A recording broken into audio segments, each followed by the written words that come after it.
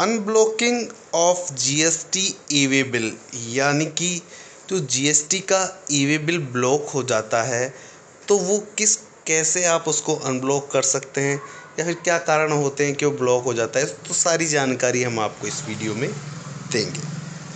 सबसे पहला प्रश्न हो सकता है आपका कि मेरा जीएसटी नंबर है वो ई-वे बिल बनना बंद हो गया है, ब्लॉक हो गया है, क्या कारण है? तो इसके एक सिंपल सा कारण है कि आपने अपनी पिछली 2 अवधि की रिटर्न नहीं भरी है। मान लीजिए आप मंथली टैक्स पेयर हैं, मंथली रिटर्न भरते हैं, तो आपके पिछले 2 महीने की रिटर्न आपने नहीं भरी हो। यदि आप क्वार्टरली रिटर्न भरते हैं तो आपने पिछली 2 क्वार्टरली रिटर्न फाइल नहीं की हो। बात आ गई समझ में? तो तब आपका ई-वे बिल बनना ब्लॉक हो जाएगा, यानी आप ई-वे बिल नहीं बना पाएंगे यदि आपने पिछली 2 अवधि की रिटर्न नहीं भरी हो। दूसरा प्रश्न हो सकता है कि कैसे मैं अपने ई-वे बिल को बनना अनब्लॉक कर सकता हूँ। देखिए, इसके 2 तरीके हैं।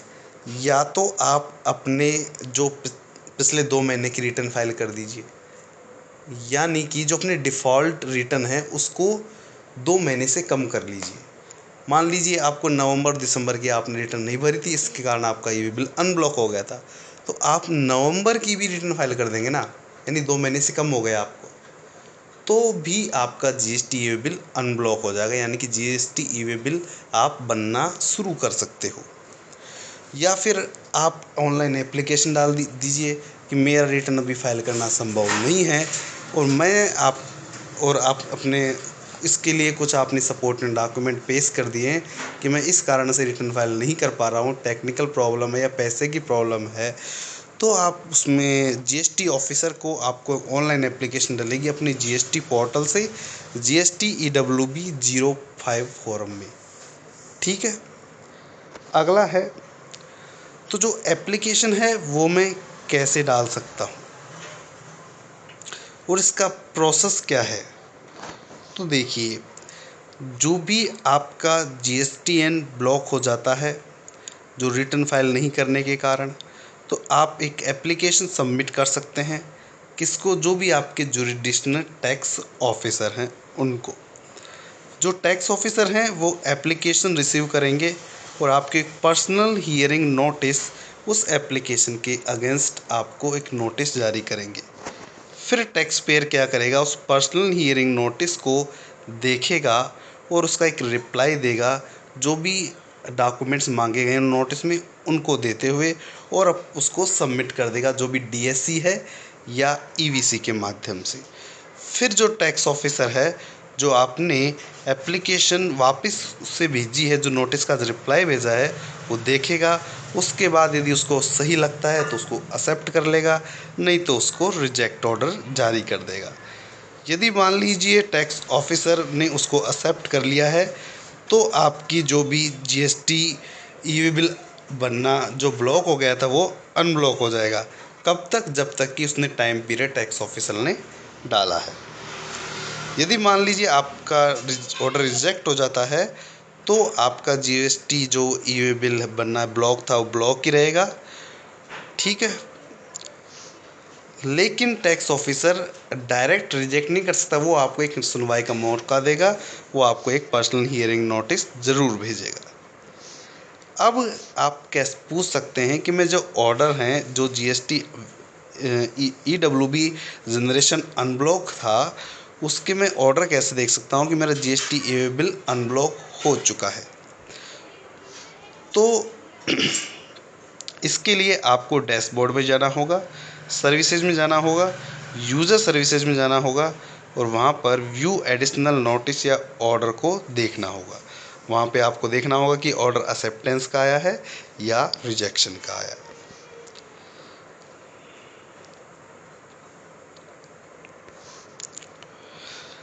अब आप पूछ सकते हैं कि कितनी ड्यूरेशन के लिए होगा ये अनब्लॉक? जितना आपने टैक्स ऑफिसर ने अपने ऑर्डर में भरा है।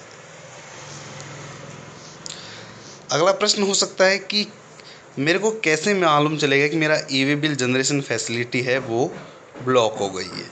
तो एक तो आपको ईमेल भेजा जाएगा आपके मोबाइल नंबर पर, या आपकी मेल आईडी पर। ठीक है। अब आप बोल रहे हैं कि मेरे को कैसे मालूम चलेगा कि टैक्स ऑफिसर ने मेरी जो एप्लीकेशन भेजी है उस पर क्या एक्शन लिया है। तो वो आपको सर्विसेज, यूज़र सर्विसेज और व्यू एडिशनल नोटिस ऑर्डर में जाना होगा, और एक आपको ईमेल और मोबाइल पर भी एसएमएस आपको आएगा। क्या मुझे रिमाइंडर मिलेगा कि आपका जो ई बिल बनना फैसिलिटी एक्सपायर हो गया है, क्या उससे पहले मेरे को कुछ बताया जाएगा? बिल्कुल, आपको ईमेल और एसएमएस के थ्रू बताया जाएगा कि आपका ई बिल बनना ब्लॉक हो सकता है यदि आपने अपनी जो पिछली रिटर्न है नहीं भरी है। इस तरह का एक मैसेज आएगा। वो कब दिया जाएगा? आपका 7 दिन पहले आपको इस तरह का एक मेल और एसएमएस आपके मोबाइल नंबर या आपकी ईमेल आईडी पर आएगा।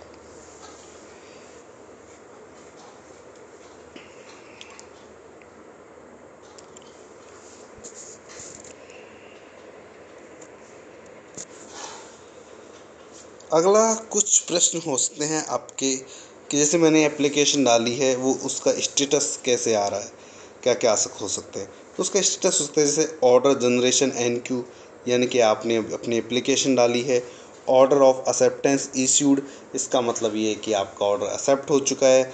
ऑर्डर ऑफ रिजेक्शन इश्यूड, यानी कि इसका मतलब है टैक्स ऑफिसर ने आपका ऑर्डर रिजेक्ट कर दिया है। तो जो भी है वो उसके हिसाब से आपको अपने जो भी स्टेटस है वो दिख जाएगा। अब है कि आप ऑनलाइन एप्लीकेशन इसके लिए कैसे डालेंगे। इसके लिए आपको सर्विसेज पर जाना होगा, यूज़र सर्विसेज पर जाना होगा, वहाँ पर माई एप्लीकेशन पर जाना होगा। जैसे ही आप वहाँ पे माई एप्लीकेशन पर जाएंगे, आपको application for unblocking of E way bill select करना होगा, डेट डालनी होगी कब से कब तक की, और न्यू एप्लीकेशन पर आपको जैसा कि रेड बॉक्स में दिख रहे हैं वहाँ पर आपको क्लिक कर देना होगा। तो न्यू एप्लीकेशन का पेज आपको कुछ इस तरह से दिखेगा। आपको डालना होगा कि मैं expected date for filing of return of the default period, यानी कि कब तक आप रिटर्न को फाइल कर देंगे, और जो टैक्स ऑफिसर का जो आपका जो ई वे बिल है वो जो ब्लॉक हुआ है उसका कारण क्या है वो आप यहाँ पे सिलेक्ट कर लेंगे। तो ये सब डालने के बाद रीज़न आपको सिलेक्ट कर लेंगे। जैसे मान लीजिए कि आप कोई फाइनेंशियल प्रॉब्लम है आपको, या फिर आपका कोई कोर्ट में कोई केस चल रहा है, या फिर आप कह रहे हैं कि मैं रिटर्न फाइल कर दूंगा, बस मेरे कुछ और भी कई पर्सनल प्रॉब्लम चल रहे हैं, तो वो सब आप वहाँ पे सिलेक्ट कर सकते हैं। यहाँ पे आप अदर रीजन भी डाल सकते हैं, और वहाँ पे आप जो भी आपका कोई और कोई पर्सनल रीजन हो तो वो आप यहाँ पे प्लीज़ स्पेसिफाई वाले बॉक्स के अंदर आप इसको डाल सकते हैं। फिर यहाँ पे आपके जो भी डॉक्यूमेंट हैं सपोर्टिंग, वहाँ पे चूज फाइल पर क्लिक करके उनको अपलोड कर दीजिए, वेरिफिकेशन कर दीजिए उस पर क्लिक करके आप। ठीक है, फिर वहाँ पे प्रोसीड बटन पर आप क्लिक कर दीजिए।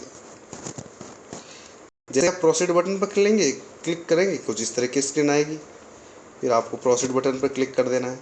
जैसे आप यहाँ पे करेंगे तो दो ऑप्शन आएंगे, सबमिट विद डीएससी या डिजिटल सिग्नेचर हो तो ये उस ऑप्शन कर सकते हैं, और सबमिट विद ईवीसी, और यदि मान लीजिए आपके पास मोबाइल ओटीपी से करना चाहते हैं तो इससे आप सबमिट कर लीजिए।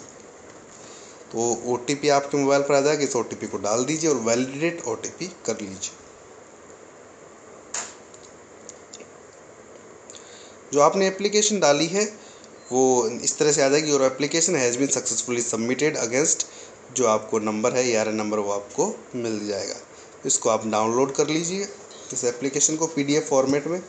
इस तरीके से आपके PDF फॉर्मेट में एप्लीकेशन आ जाएगी। अब देखिए कि आपका जो एप्लीकेशन डाली है आपको स्टेटस देखना है, इसका क्या स्टेटस चल रहा है। आप सर्विसेज में जाएंगे, यूज़र सर्विसेज में जाएंगे, और व्यू एडिशनल नोटिस या ऑर्डर पर जाएंगे, जैसा कि आपको स्क्रीन के ऊपर दिखाई दे रहा है।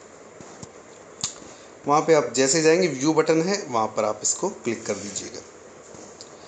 आपको यहाँ पे स्टेटस दिख जाएगा कि क्या चल रहा है क्या नहीं चल रहा है। ये एप्लीकेशन है, ये तो आपकी एप्लीकेशन हो गई। इसको PDF फॉर्मेट में आपने डाउनलोड कर लिया था EWB05 के रूप में। अब जो भी नोटिस आया है पर्सनल हियरिंग नोटिस 1 आया है, तो यहाँ पे नोटिस पर आप क्लिक करके आप देख सकते हैं और रिप्लाई देना चाहते हैं तो यहाँ से आप अपना एक्शन के अंदर रिप्लाई का ऑप्शन है, वहाँ पर आप रिप्लाई कर दीजिएगा।